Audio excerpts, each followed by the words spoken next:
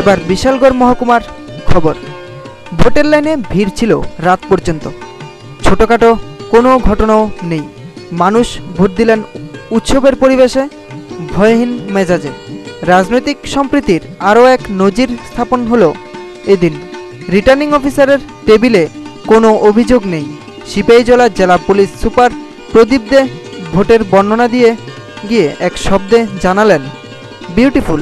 Bishalgarh block Congress সভাপতি নারায়ণ ভট্টাচার্য জানান, ভালো ভোট হয়েছে। সিপিএমের জেলা সম্পাদক গোরা চক্রবর্তী জানান, যারা গণতন্ত্রকে ধ্বংস করতে চায় তাদের মন খারাপ। শান্তিপূর্ণ ভোট হলে তাদের বাক্স খালি থাকে। সিপিএমের বিশালগড় বিভাগীয় সম্পাদক সিদ্দিকুর রহমান জানান, মানুষের শরীরী ভাষা থেকে বিরোধী পক্ষ হতাশ।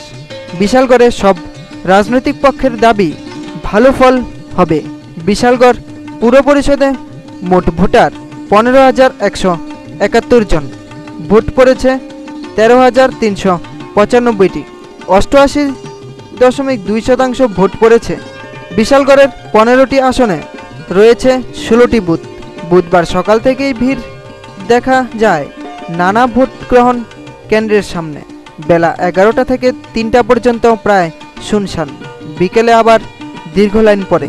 রঘুনাথপুরে 10 নম্বর আসনের জন্য ভোট গ্রহণ কেন্দ্রের সামনে ভোটারদের ভিড় ছিল নজরকাড়া। নির্দিষ্ট সময়ের পর ভোটারদের আর ঢুকতে দেওয়া হয়নি। তবে যারা লাইনে ছিলেন তাদের ভোট নিতে হয়েছে রাত পর্যন্ত। উত্তর রাউতখোলা স্কুলে রয়েছে 12 নম্বর আসনের ভোট গ্রহণ কেন্দ্র। এখানে কথা হলো দুজন শতায়ু ভোটারের সঙ্গে।